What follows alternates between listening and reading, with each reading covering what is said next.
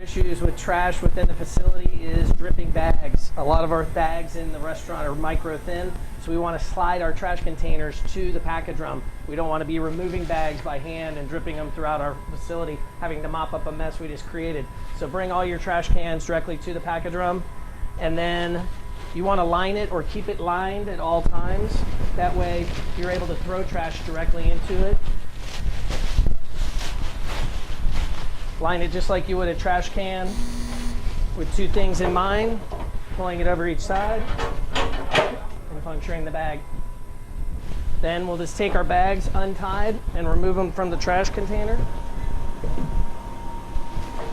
keeping all our caps off of our 1 gallon sauce containers, our 5 gallon oil containers. Anything that has a cap, keep the cap off, because we're trying to obviously crush the items that are in it. We have some other trash here. Load it to the top, stand in front, close it, and pull on the wheel. If the bag comes up around the outside, pop it, letting the air out. It'll go to halfway, stops, keep your hands on the wheel at all times to slow the speed of the return of the wheel. Push it back out of the way and load more trash. Once we're done, all items like this, just throw in normal or 5 gallon oil containers. It'll crush those, letting all the air out. Once we're done and we've loaded it to the top, open the bag. There's no lifting involved. There can be 4 to 7 bags in this at that time, and take and pull on the bag to get yourself any extra, and tie the bag. This keeps our bugs, birds, bees out of the dumpster. Also, we're not having to clean it as often when the dumpster guy comes to pick up, because things don't blow around the parking lot, and it keeps the area clean when he picks up. It's not dripping trash all over. We will then go to our lift. No more lifting trash. Take and put the lift up close and just slide the bag onto the lift, so there's no lifting whatsoever. Take and then put the bungee cord around the bag to secure it, and we'll take it outside. Now I gotta go by you.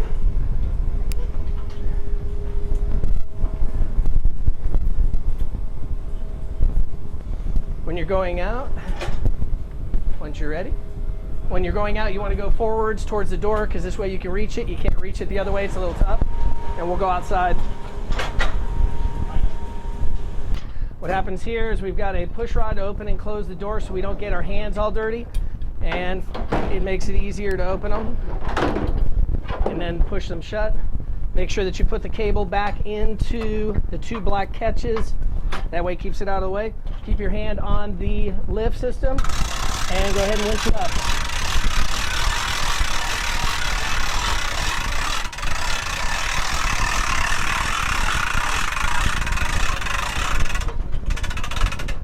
Make sure it's not caught underneath the dumpster like this one was. We want to make sure it's out from underneath. When it gets to the top, stop. Take your bungee cord, remove it, and just push the bag into the dumpster. No mess. If you need to, you can take and then move the bags in the dumpster. The dumpster odors will stay a lot less invasive, especially attracting flies to the back, because we won't have any spills or mess in the dumpster. When we're done, we can then close the dumpster door, keeping the birds out. We're finished. Thanks. Compactor window cleaner is typically the best. It's the easiest to clean the compactor with. And like we said, always leave it lined, and then you can throw stuff directly into it. If we get a bag or a trash container that actually rips, or the bottom, because sometimes when we're pulling the trash out, the bottom will just rip out. You can just pour everything right into the package drum, even glasses or anything. We don't want to have a tremendous amount of bottles in here all in one space. So if you have bottles from the bar, you might want to just take that bag and dump it directly. But if it's got mixed items from the processing line, don't worry. Will never be in there. Okay, yeah, because we did some last night just to show how it was able to be used. Yeah. So they can spray this whole thing down. Yeah, with window cleaner. Yeah, glass cleaner. That's it. So, yep. Yeah. And then keep it loaded. And whenever they're operating it, they always just want to make sure the main thing is just keeping their hands on the wheel, just like driving a car. So, super simple. The two will actually fit together. In certain smaller restaurants, we designed it so the two actually fit together, and then they can take broken down boxes and put them in between, so that it gives it space. talking about how to clean this? Yeah, window cleaner. Window cleaner? Or quat sanitizer, either or. Degreaser has a tendency, because it's aluminum, it will give it a streakiness, it give it a blotchiness. It won't hurt it, but it'll just make it look like, hey, maybe it's not as clean as it should be. Sure. There's not many times that it gets that dirty, so most of the time it's if a bag that you're putting into it has a hole or rip in it. That's when you're going to see it. The bags, typically ours, don't rip or have tears. Right. And that's what's going to carry over to having your sanitary dumpsters and everything. Most of it's going to be rainwater getting in there. So you're actually going to see over time, your dumpster odors will go away, so backdoor frequency will be decreased, but also you won't have the flies. We've actually had a lot of clients will turn off their fly devices because they don't need them. Right. The big attractor is the dumpster. They get into the dumpster first, then they come into your restaurant. So we work with Macaroni Grill, McDonald's, Chipotle. So we have quite a few customers. Applebee's. So this obviously primarily should stay inside the restaurant, not Yes. outside the restaurant. Correct. The reason is, again, decreased frequency. There's a couple reasons, actually. Decreased frequency, our air handlers are constantly going on and off. That Right. decreases their life expectancy. The other thing is that we're using electricity and we're losing all that. Plus, we can allow mosquitoes, flies, whatever to come in to the facility. The other trick is that if somebody's going to steal a large quantity of food out, how do they do it? Right. I take and place it inside the liner of a trash container. And so all of a sudden, when you guys weren't looking, I went into the cooler and I went and put in here frozen things of vacuum sealed ribs. You didn't see me do that, did you? No, you guys got a really good video. I quite pulled it up on the internet. Yeah, and so and that's the thing, we didn't realize. Dishwasher out there smoking and stealing shit. Yeah, exactly. Yeah. Oh, yeah. And then all of a sudden, they're out smoking cigarettes, or Right, you know, right. and when you hear some of the stories, I mean, we've heard of clients where all of a sudden they're like, ribs were migrating out the back door. Right. We had one where a client had police officers on the roof, told the management team, don't tell any of the employees that we have, but it was because the cars were getting broken into in the parking lot. Well, they came off the roof, and all of a sudden an employee was using a trick called a box in a box.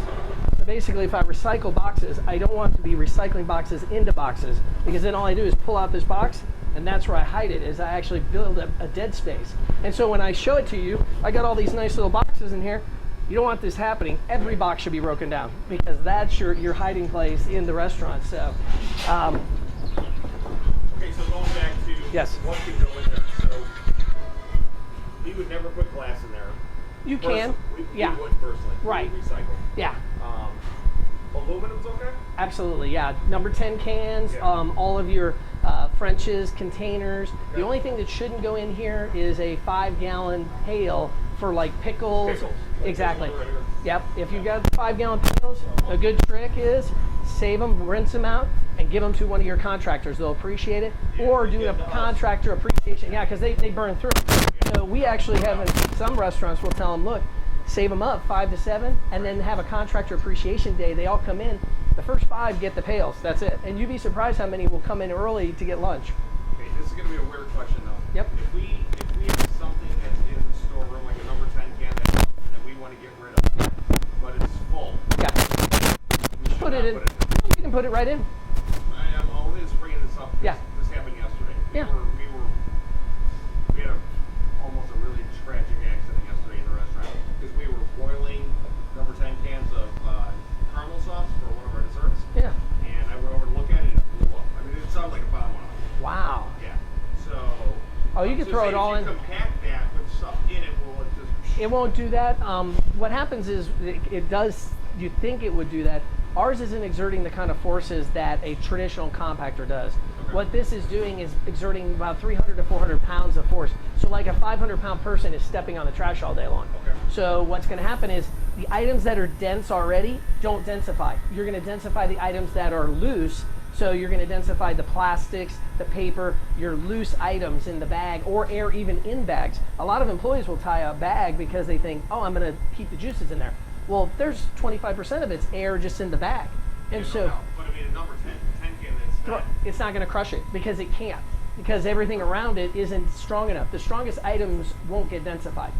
So it's always going to be the less dense items that get densified. Okay. So even if you keep putting more in here, eventually what happens is when we're compacting, I'd add like a third, a fourth, a fifth bag. I don't know what number that is. It depends on how full they all are. But at a certain point, they'll meet this line. There's a line inside, and that's where they want to stop so that they have still enough length to tie off the trash container. tie off the bag. And when you tie them all off, the nice thing too is that birds, even if you leave the dumpster door open, they can't get through our bag. They might puncture it, but they can't get the items out. So it actually will maintain, you know, your buildings long term. We see a lot of times birds are hanging out on the buildings because they get a free lunch. Right, totally. Yeah, So in your experience, how often do you have to clean this? once a day, Once a day. if that. Sometimes they'll do it, and it depends on the bag that you're bringing to it.